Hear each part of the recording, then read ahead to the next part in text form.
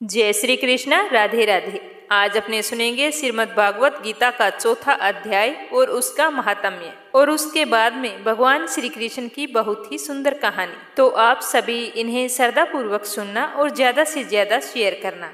कथा शुरू करने से पहले कमेंट बॉक्स में जय हो श्री कृष्ण भगवान की अवश्य लिखना। प्रेम से बोलो श्री कृष्ण कन्हैया की जय हो। तो श्री कृष्ण जी अर्जुन से कहते हैं कि इस अविनाशी कर्म योग को मैंने सूर्य से कहा, सूर्य ने मनु से कहा और मनु ने राजा इक्ष्वाकु से कहा। हे अर्जुन, इस परंपरा से प्राप्त यह योग सब राजर्षियों ने जाना, परंतु अधिक समय व्यतीत होने से यह लुप्त हो गया। वही प्राचीन योग आज मैंने तुमको बताया है, क्योंकि तुम मेरे भक्त और मित्र हो। यह योग रहस्य अति उत्तम है। तो अर्जुन कहने लगा कि आपका जन्म तो अभी हुआ है और सूर्य का जन्म तो बहुत समय पहले हो गया था। मैं किस प्रकार मानूं कि आपने सूर्य को यह योग बताया था। श्री कृष्ण भगवान बोले कि हे अर्जुन, मेरे और तुम्हारे अनेक जन्म हो चुके हैं। मुझे वह सारे याद है, तुम भूल गए हो। मैं जन्म से रहित अविनाशी संपूर्ण प्राणियों का स्वामी अपनी प्रकृति में स्थित हूँ, तथापि अपनी माया से जन्मता हूँ। हे भारत, जब जब धर्म की हानि होती है और अधर्म का प्राबल्य हो जाता है, तब तब मैं ही जन्म लेता हूँ। साधुओं की रक्षा, पापियों का विनाश और धर्म की स्थापना करने के लिए प्रत्येक युग में जन्मता हूँ। जो मेरे इस अलौकिक जन्म और कर्म का तत्व जानता है, वह मृत्यु होने पर फिर जन्म नहीं लेता और मुझ में ही लीन हो जाता है। इस भांति मोह, भय और क्रोध त्याग कर मुझ में भक्ति करके और मेरी शरणागति हो, बहुत से मनुष्य ज्ञान रूपी तप से पवित्र होकर मुझी में मिल गए हैं। जो जिस भाव से मेरा पूजन करता है, मैं उसको उसी प्रकार का फल देता हूँ। हे पार्थ, मनुष्य सब प्रकार से मेरे मार्ग का अनुसरण करते हैं, अर्थात वह चाहे जिसकी सेवा करे वह मेरी सेवा है। मनुष्य लोक में कर्म सिद्धि की इच्छा करने वाले लोग देवताओं का पूजन करते हैं, क्योंकि इस लोक में कर्म की सिद्धि शीघ्र होती है। मैंने चारों वर्णों की सृष्टि अपने अपने गुण और कर्म से की है। सृष्टि का कर्ता मैं ही हूँ, तथापि मुझे अकर्ता अविनाशी जानो। कर्म मुझको बद्ध नहीं कर सकते, तथापि कर्म फल में मेरी कामना नहीं है। इस प्रकार जो मुझको पहचानता है, वह कर्मों के बंधन में नहीं पड़ता। इसी प्रकार समझकर प्राचीन मुमुक्षुओं ने भी कर्म किए हैं। अतः पूर्व पुरुषों के पहले ही किए हुए कर्म को तुम भी कर। हे अर्जुन, कर्म क्या है और अकर्म क्या है, इसके विचार में विद्वान की बुद्धि भी चकरा जाती है। उसी कर्म का वर्णन मैं तुमसे करूंगा, जिसके जानने से संसार के बंधन से छूटकर मोक्ष के भागी होंगे। कर्म, विक्रम और अकर्म तीनों का जानना बहुत ही जरूरी है, क्योंकि कर्म की गति गंभीर है। जो कर्म में अकर्म और अकर्म में कर्म देखता है, वही पुरुष बुद्धिमान है, वही योगी और समस्त कार्यों का करने वाला है। हे अर्जुन, कर्म करने की कोई कामना नहीं रखता, और जिस समस्त कर्म ज्ञान रूप अग्नि से भस्म हो गए हैं, उसी को पंडित कहते हैं। जो कर्म फल की आशा को छोड़कर करता है और उसमें आसक्ति भी नहीं रखता है और सदा ही संतुष्ट रहता है, ऐसा मनुष्य कर्मों में घिरा रहने पर भी मानो कुछ नहीं कहता है। जो सब कामनाओं को त्याग मन और आत्मा को वश में कर और संसारिक जगड़ों से छूटकर केवल शरीर से कर्म बंधन से संतापित, जो हर्ष, शोक आदि द्वंद्वों से मुक्त है तथा किसी से भी ईर्ष्या नहीं करता, कर्म की सिद्धियां असिद्धि में भेद नहीं समझता, वह कर्म करता हुआ भी उसमें नहीं बंधता। जो फल की इच्छा नहीं रखता, वासना से दूर हो गया है, ज्ञान में जिसका मन अचल है, जो यज्ञ के कर्म करे उसके सब कर्म लुप्त हो जाते हैं। हवन करने का पदार्थ भी ब्रह्मा है, आहुति देने वाला भी ब्रह्मा है। इस प्रकार जिस बुद्धि में सब कर्म ज्ञान में है, उसको ब्रह्मा प्राप्त होता है। कोई कोई कर्म योगी देवताओं की पूजा करते हैं और कोई ज्ञान योगी ब्रह्म रूप अग्नि में यज्ञ रूप से हवन कर परमात्मा का भजन करते हैं। और कोई ऐसे हैं कि जो अपनी इंद्रियों को तथा सब कर्मों को संयम रूप से अग्नि में होम देते हैं, और कितने ही इंद्रिय रूपी अग्नि में इंद्रियों के रूप शब्दादि विषयों को होम देते हैं।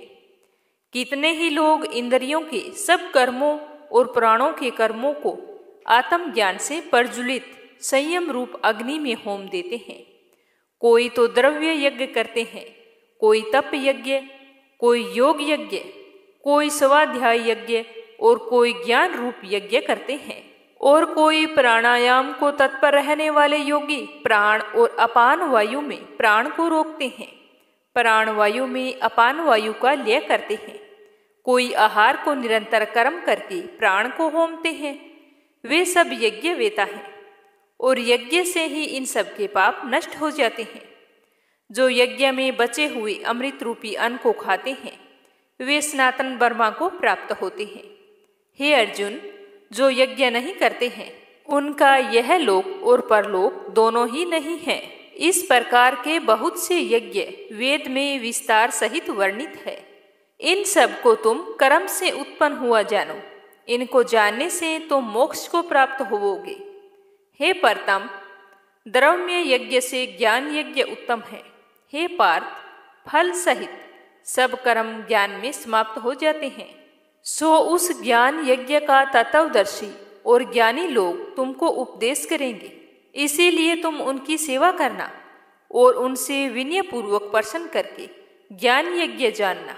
इस ज्ञान का लाभ करके तुमको ऐसा मोह फिर कभी नहीं होगा।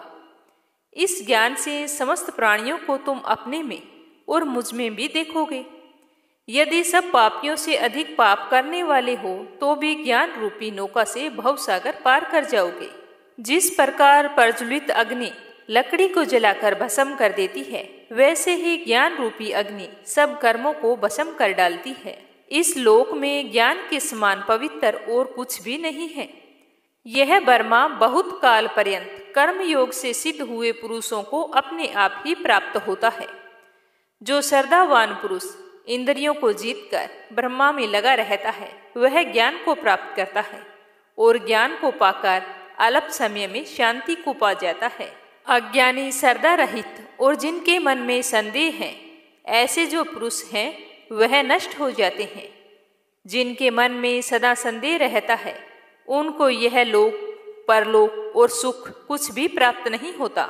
जिसने परमेश्वर धन और निष्काम कर्म योग के आश्रय से कर्म बंधन त्याग दिए हैं और ज्ञान से जिसके सब संदेह दूर हो गए हैं, हे अर्जुन, उस आत्मज्ञानी पुरुष को कर्म नहीं व्यापते। अतः हे अर्जुन, अज्ञान से उत्पन्न हुए चित्त के इस संयम को ज्ञान रूपी तलवार से काटकर मेरे बताए हुए कर्म योग को करने के लिए तुम प्रस्तुत हो जाओ। तो ये था चौथा अध्याय। अब अपने सुनेंगे इसका महात्म्य। बोलो विष्णु भगवान की जय हो। भगवान श्री हरि विष्णु बोले कि हे लक्ष्मी, जो पुरुष गीता जी का पाठ करते हैं उनके स्पर्श मात्र से ही मनुष्य अधम देह से छूटकर मुक्ति को प्राप्त होता है। लक्ष्मी जी ने पूछा कि हे महाराज, श्री गीता जी के पाठ करने वाले के स्पर्श से कभी कोई जीव मुक्त हुआ है? अगर आप जानते हैं तो मुझे भी बताओ। तो लक्ष्मी जी के कहने पर श्री हरि विष्णु ने कहा कि हे लक्ष्मी, तुमको मुक्त हुए की एक पुरातन कथा सुनाता हूँ, ध्यान पूर्वक सुनना। भागीरथी गंगा जी के तट पर काशी जी नगर है। वहाँ एक वैष्णव रहता था। वह गंगा जी में स्नान करके गीता जी के चौथे अध्याय का पाठ किया करता था। एक दिन वह साधु वन में गया। वहाँ बेरी के 2 वृक्ष थे, उनकी बड़ी ही छाया थी। साधु वहाँ पर बैठ गया और थोड़ी ही देर बाद में साधु को नींद आ गई। तो उसने एक बेरी से पाँव लगा लिया और दूसरी बेरी के साथ अपना सिर लगाकर वह सो गया। तो वे दोनों बेरी के वृक्ष आपस में कांपकर पृथ्वी पर गिर गए। पत्ते उनके सूख गए। पर परमेश्वर की कृपा से वे दोनों बेरी के वृक्ष ब्राह्मण के घर जा पुत्रियों के रूप में जन्म लिया। हे लक्ष्मी, बड़े ही उग्र पुण्यों को करने से मनुष्य की देह मिलती है। फिर ब्राह्मण के घर जन्म लेकर उन दोनों लड़कियों ने तपस्या करनी शुरू कर दी। जब वे दोनों लड़कियां बड़ी हुई तब उनके माता पिता ने कहा कि हे पुत्रियों, हम तुम्हारा विवाह करना चाहते हैं। तब उन दोनों ने अपने माँ बाप से कहा कि हम विवाह नहीं करना चाहती, क्योंकि उन्हें अपने पिछले जन्म की खबर थी। वह सुंदर जाति में जन्मी थी। उन्होंने कहा कि हमारे मन में तो बस एक ही कामना है, पर परमेश्वर वह पूर्ण करे तो बहुत ही भली बात होगी। उनके मन में यही था कि जिस साधु के स्पर्श से हमारी मुक्ति हुई है, जिस अधम देह को छूट के हमें यह देह मिली है, वह साधु हमें मिले। इतना विचार करके उन दोनों लड़कियों ने अपने माता पिता से तीर्थ यात्रा करने की आज्ञा मांगी। तो उसके माँ बाप ने उन्हें तीर्थ यात्रा की आज्ञा दे दी और कहा कि तुमको परमेश्वर जी की आज्ञा है। तब उन दोनों कन्याओं ने अपने माता पिता के चरण स्पर्श करके वंदना की और वहां से प्रस्थान किया। तीर्थ यात्रा करती करती बनारस पहुंची। वहां जाकर देखा कि वहां पर वही तपस्वी बैठा है जिसकी कृपा से दोनों को बेरी की देह से छुटकारा मिला था। तो दोनों कन्याओं ने वहां जाकर चरण वंदना करके विनती की कि हे संत जी, धन्य हो, आपने हमको कृतार्थ कर दिया। तो उनकी बात सुनकर उस तपस्वी ने कहा कि तुम कौन हो, मैं तो तुम्हें नहीं पहचानता।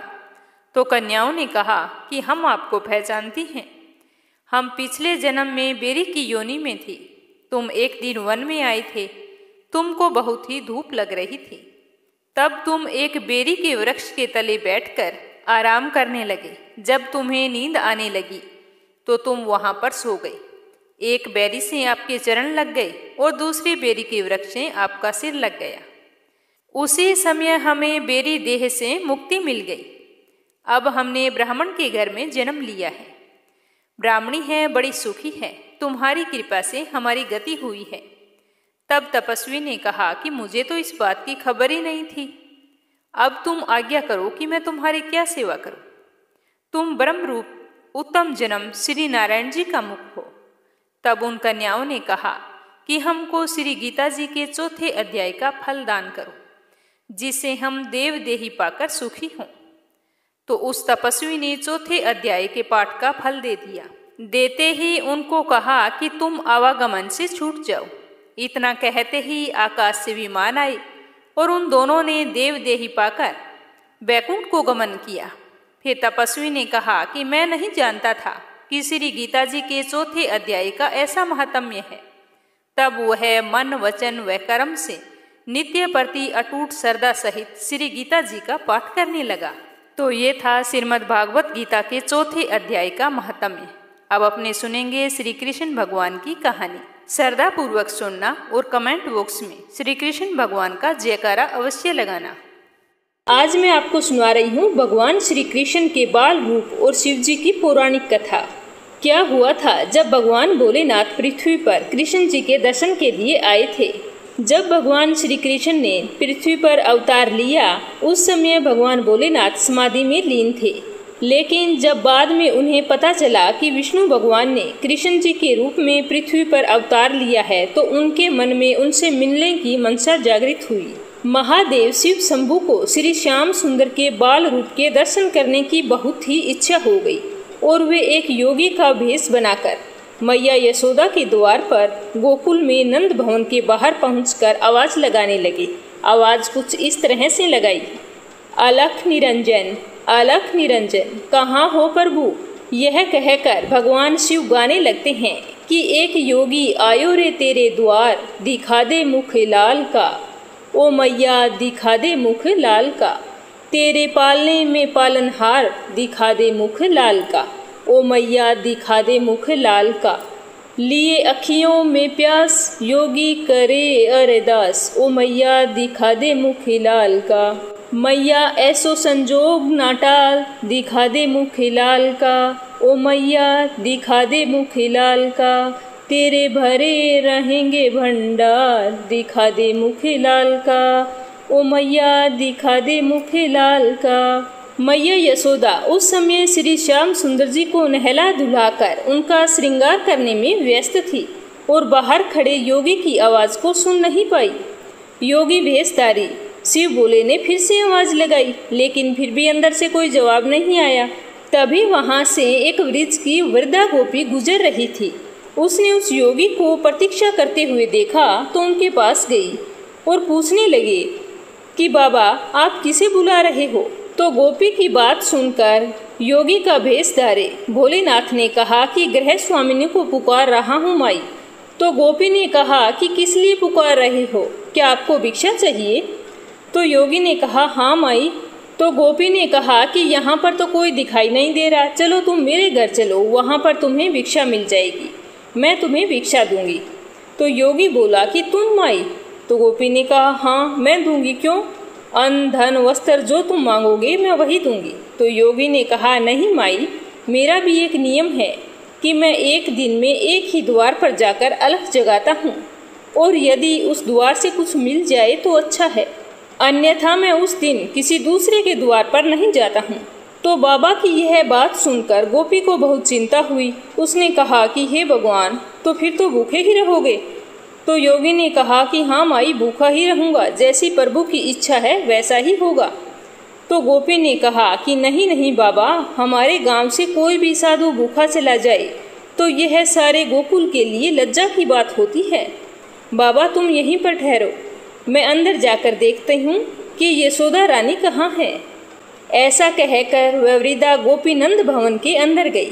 अंदर जाकर देखती है कि मैया यशोदा तो श्याम सुंदर का श्रृंगार कर रही थी और साथ ही उन्हें लोरी गाकर सुला रही थी। और इधर बाहर खड़े योगी वेशधारी भगवान शंकर ने मन ही मन कहा कि प्रभु दर्शन किए बगैर तो मैं आज नहीं जाऊंगा। तो गोपी ने अंदर जाकर मैया यशोदा से कहा कि ओ यशोदा रानी, क्या कर रही हो? देखो बाहर कोई बाबा आया है भिक्षा के लिए। तो गोपी की आवाज़ सुनकर मैया यशोदा ने कहा कि आओ काकी, क्या बात है? तो गोपी बोली कि यशोदा रानी, तेरे द्वार पर एक योगी कब से भिक्षा के लिए खड़ा है, तूने उसकी आवाज़ नहीं सुनी? तो यशोदा मैया बोली नहीं, मैंने तो नहीं सुनी, मैं तो मेरे बाल गोपाल को सुला रही हूँ। तो गोपी बोली कि जल्दी करो, जल्दी से उसको भिक्षा दे दो, मुझे तो लगता है वह बहुत ही बड़ा महात्मा है, लल्ला को बाद में सुला देना। तो मैया यशोदा बोली कि अच्छा ये बात है, तुम्हें कैसे पता कि ये बहुत बड़ा महात्मा है? तो गोपी ने कहा कि ऐसा योगी मैंने कभी नहीं देखा, उसके मुख पर तो आंख टिकती ही नहीं है। तो यह सुनकर यशोदा मैया बोली कि वो क्यों? तो गोपी बोली अरे उसका तेज इतना है कि उसके ललाट पर जैसे सूर्य का तेज होता है, और देखो कितना कड़ा नियम है उसका, जिस द्वार पर भिक्षा के लिए खड़ा हो बस वहीं से भिक्षा लेकर लौट जाता है, अगर वहाँ से भिक्षा ना मिले तो वह भूखा ही चला जाता है। तो गोपी की यह बात सुनकर मैया यशोदा ने कहा कि काकी, आटा चावल दाल गुड़ घी ये सब कुछ ले लिया है, 2-4 दिन के लिए काफ़ी होगा, चलो देकर आते हैं। तो गोपी बोली कि अरे दक्षिणा के लिए कुछ दान भी तो ले ले, बड़े दिव्य मूर्ति हैं, उसे पसंद कर ले, आशीर्वाद पाएगी, तेरा लल्ला सुख पाएगा। तो मैया यशोदा बोली कि ओह काकी, मैं तो दक्षिणा लानी भूल ही गई, चलो मैं अभी लेकर आती हूँ। तो मैया यशोदा संदूक में से धन और एक मोती की माला निकालते हुए कहती है कि काकी, बड़ी दिव्य आत्मा है ना, तो ये लो, बहुमूल्य मोती की माला ही दे देती हूँ। वो दोनों इस तरह से बातें कर रही थी और इधर बाहर खड़े शंभू मन ही मन श्याम सुंदर से बातें कर रहे थे और कह रहे थे कि प्रभु दर्शन देने में इतना संकोच क्यों है, मैं तुम्हारे द्वार पर दर्शन के लिए आया हूँ। तो श्याम सुंदर ने उनके अंतर्मन में कहा कि धन्य भाग जो आप स्वयं अपने सेवक के घर पधारे, सेवक का प्रणाम स्वीकार करें। तो यह सुनकर शिव शंभू ने कहा कि कौन है सेवक और कौन है प्रभु, ये निर्णय लेने का समय नहीं है, आप तो हमें अपना भक्त जानकर अपने बाल रूप के दर्शन करा दीजिए, बस हम तो आपके दर्शन करने के लिए आए हैं।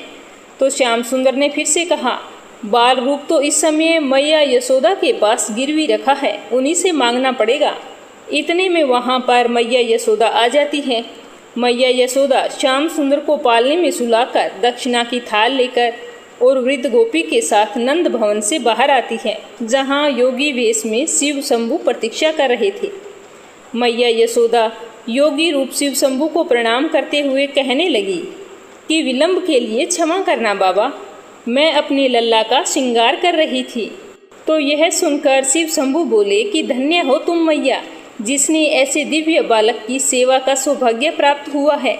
माता, मुझे भी उस परम दिव्य शिशु के दर्शन करवा दीजिए।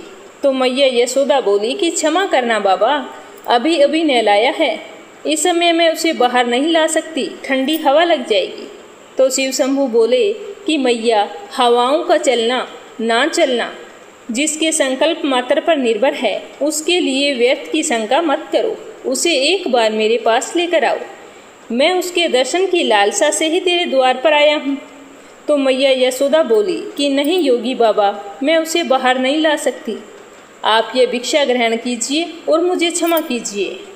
योगी वेशधारी शिव शंभू भिक्षा की उस थाल को देखकर इस प्रकार मैया यशोदा से कहने लगे कि मैया, ये मोती मानक धन मेरे लिए पत्थर के टुकड़े हैं, मेरे किस काम के, मुझे इनका लोभ नहीं है।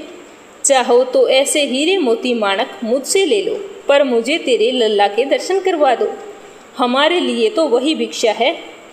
फिर योगी वेशधारी भगवान शंकर ने अपने कमंडल से हीरे मोती निकालकर मैया यशोदा की भिक्षा की थाल में रख दिए, जिसे देखकर मैया यशोदा आश्चर्यचकित होकर चिंतित होकर उस वृद्ध गोपी से कहने लगी कि काकी, ये कोई असली साधु नहीं है, ये तो मायावी है। तो गोपी तो चुपचाप खड़ी थी, यशोदा मैया का करुण चेहरा देख रही थी।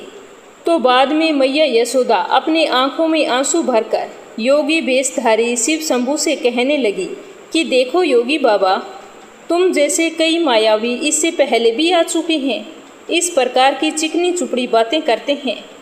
तेरा लाल तो बड़ा दिव्य बालक है, उसका दर्शन करा दे, उसे मेरी गोद में दे दे, और फिर सब मेरे लल्ला को मारने की कोशिश करते हैं। मेरे लल्ला ने आप लोगों का क्या बिगाड़ा है जो आप उसके शत्रु बन गए हैं। ऐसा बोलते बोलते मैया यशोदा को गुस्सा आ गया और उन्होंने अपने कड़े शब्दों में कहा कि भिक्षा लेनी है तो लीजिए, अन्यथा अपने स्थान को पधारिए, मैं अपने लल्ला को बाहर नहीं लाऊंगी। तो यशोदा मैया की बात सुनकर शिव शंभू बोले कि ओ मैया, ऐसे कठोर मत बनो, मैं बहुत दूर कैलाश पर्वत से आया हूँ। तो मैया को फिर से गुस्सा आ गया। वो बोली कि कैलाश में थे तो वहीं पर भगवान शिव के दर्शन कर लेते, यहाँ पर आपका क्या काम है। तो यह सुनकर शिव शंभू बोले कि भोली मैया, भगवान के साक्षात दर्शन करना तो कोई कठिन कार्य नहीं है, परंतु उनके बाल स्वरूप के दर्शन करना अत्यंत ही दुर्लभ है। उसी की लालसा से मैं तेरे द्वार पर आया हूँ। कई युगों के पश्चात ऐसे दर्शन करने को मिलते हैं। लेकिन मैया यशोदा तो कहने लगी कि नहीं नहीं बाबा, मुझे क्षमा कर दो, मैं मेरे लल्ला को बाहर नहीं लाऊंगी। मेरे पति की आज्ञा है कि किसी अनजान व्यक्ति के सामने अपने लल्ला को मत लेके जाना। मैया यशोदा इस प्रकार अपने फैसले पर अडिग रही। इस तरह गुस्से में यशोदा मैया को देखकर भगवान शिव ने सोचा कि किस तरह भगवान श्री कृष्ण के बाल स्वरूप के दर्शन करो।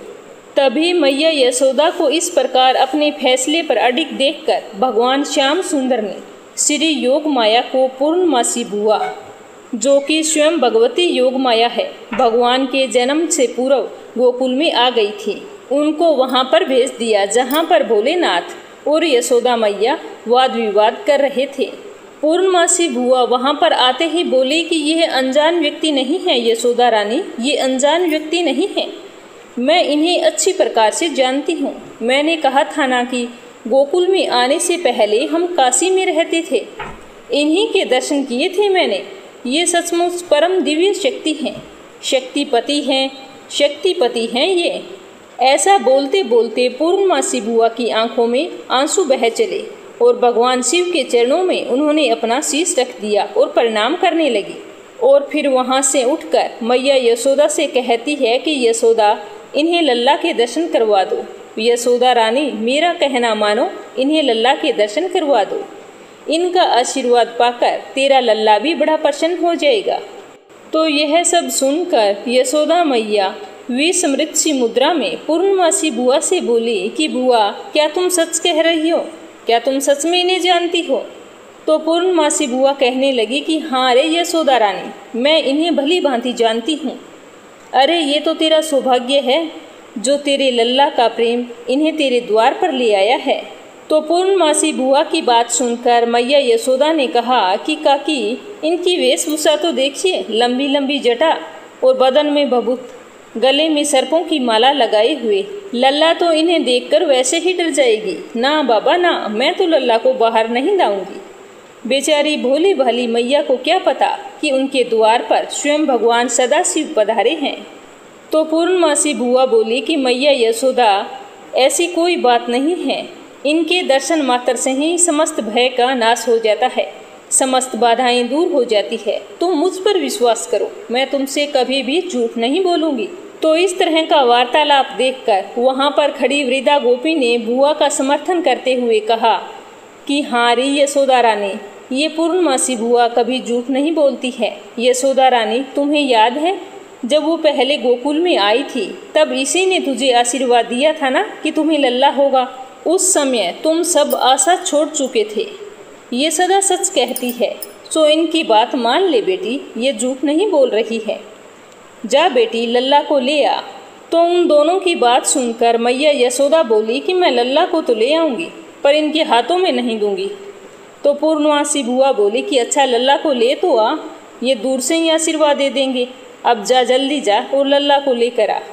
तो उन दोनों की बात सुनकर यशोदा मैया नंद भवन के अंदर जाती है श्याम सुंदर को लाने के लिए, और अंदर जाकर श्याम सुंदर को अपनी गोदी में उठाकर इस प्रकार कहती है कि अरे ओ लल्ला, चल कोई तेरे दर्शन के लिए आए हैं, चल तेरे दर्शन करवाती हूँ।